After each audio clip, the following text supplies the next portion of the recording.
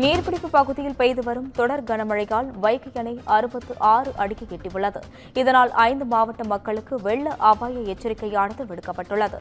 இதுகுறித்து கூடுதல் விவரங்களை வழங்குவதற்காக செய்தியாளர் ஹேமலதா இணைப்பில் உள்ளார். வணக்கம் ஹேமலதா, இதுகுறித்த விவரங்களை பகிரலாம். வணக்கம் அஸ்வினி. தேனி மாவட்டத்தில் பார்த்தீங்கன்னா கடந்த 2-3 தினங்களாக பார்த்தீங்கன்னா தென்மேற்கு பருவமழை தொடர்ந்து பெய்கிறது.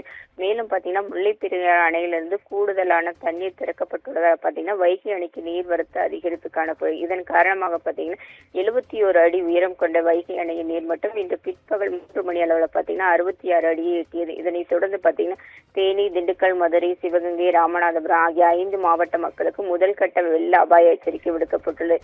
இதை அறிவிக்கும் விதமா பார்த்தீங்கன்னா வைகை அணை மதகு பகுதியில் அமைக்கப்பட்டுள்ள அபாய சங்கு ஒழிக்கப்பட்டது.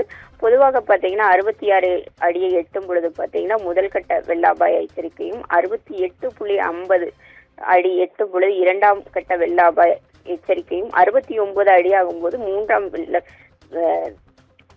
வெள்ள அபாய எச்சரிக்கை கொடுக்கப்படும். அதாவது அது இறுதிக்கு அதாவது 3வது வெள்ள அபாய எச்சரிக்கை கொடுத்த பின்ன பார்த்தீங்கன்னா அணைக்கு கூடுதலாக வரும் தண்ணீர் பார்த்தீங்கன்னா மதகுகள் வழியாக திறக்கப்படும். இந்நிலையில பாத்தீங்கன்னா 66 அடியை நீர்மட்டம் எட்டிய நிலையில பாத்தீங்கன்னா கடல் போல காட்சியளிக்கிறது வைகை அணை. தற்பொழுது காற்றும் வீசி வருது. பாத்தீங்கன்னா வைகை அணை கடல் போல் காட்சியளிக்கு. இதனிடையே பாத்தீங்கன்னா தொடர்ந்து தென்மேற்கு தொடர்ச்சி மழையில பாத்தீங்கன்னா பரவலாக கனமழை பெய்யும் சென்னை வானிலை மையம் அறிவித்திருக்கு. இதனை தொடர்ந்து பாத்தீங்கன்னா மேலும் வைகை அணைக்கு நீர்வரத்து அதிகரித்து விரைவில் முழு கொள்ளளவை எட்டும் சொல்லிட்டு விவசாயிகள் மகிழ்ச்சி அடைந்துள்ளனர். அஸ்வினி, கூடுதல் விவரங்களுக்கு நன்றி ஹேமலதா.